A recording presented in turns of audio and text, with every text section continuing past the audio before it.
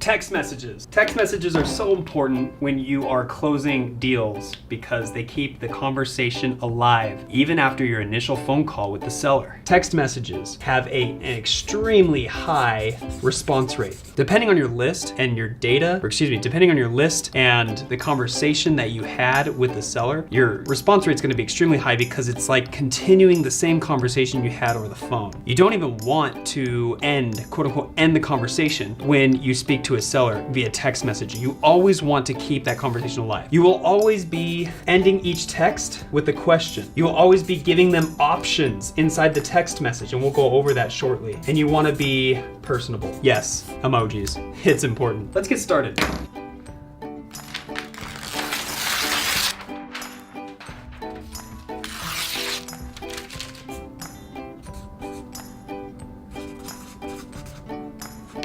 Okay.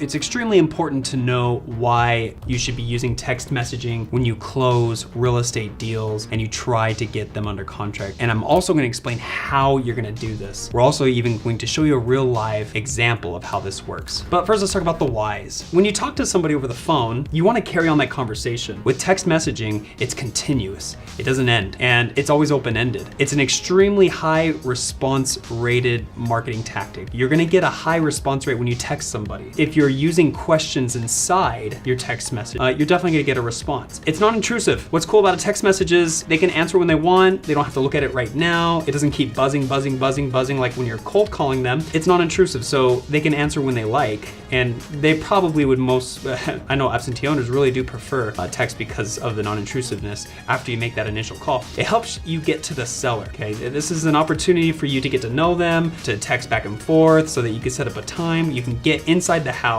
and get them to sign a contract with you. And this is a great way to grab their email so you can send a contract. Can I send you an offer? Can I send you an agreement? Can I send you more information on us? Can I send you my website? Can I blah, blah, blah? Can I get your email? This is gonna be huge, especially in your follow-up campaigns. Now let's talk about the how. This is real important to say. When you talk to somebody over the phone and you say, hi, use their name, thank them for their time, and make it personable. Now let's talk about how. It's extremely important to say hi, be cordial, use their name, and thank them for their time. Hi, John. It was a pleasure speaking with you over the phone. Use emojis. I know this sounds super weird, but using emojis just further proves that you are not robotic, you're not weird, you're human. Obviously, there's appropriate emojis and inappropriate emojis to use. I'll let you decide what emojis are appropriate or inappropriate. Give the seller options. In a text message conversation, you can ask the seller, just like you would ask over the phone, hey, I'm going to be in the area between 3 to 6 p.m. What time frame works for you? I will be there at 11 a.m. or at 4 p.m. Which is better? I can offer 140 or I can offer 160 if you give me 5 years. Which is better? Okay, so it's nice because the seller can look at the options you give them and they can analyze it in text message format. Think of it like an email. Just no one's gonna send emails back and forth unless your seller wants to. And last but not least, you can use numbers. Just like I said before, you can give figures. They can be all subject to condition. They can be subject to the situation. So what's nice is this is a great way to reel them in after that initial phone call, and your whole objective in the text message is to get them to make an action, to make some sort of action, which is to send them an email so that you can verify, you can send them a contract and an agreement that they can sign it. The whole point is for them to take action, get to the house, get them to sign, rock and roll. This is the why and how you should be using text messaging in your follow-up or just manual text messaging your sellers after you speak with them. Hey guys, thanks for watching. That was just a taste of what we have to offer in training and help from our community inside Flippin' Paper, the Facebook group.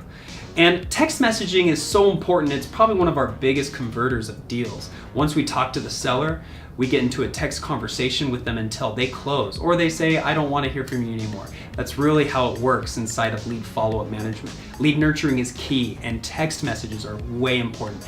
If you haven't been in the group before, please go onto Facebook, search Wholesaling Houses Flippin' Paper, and become a member ASAP. There's so many people in there that are here to help you learn the ropes, whether it comes to cold calling, lead follow-up, closing deals, contracts, creative financing, seller finance, seller or lease options, whatever it is under the sun, we're here to help you.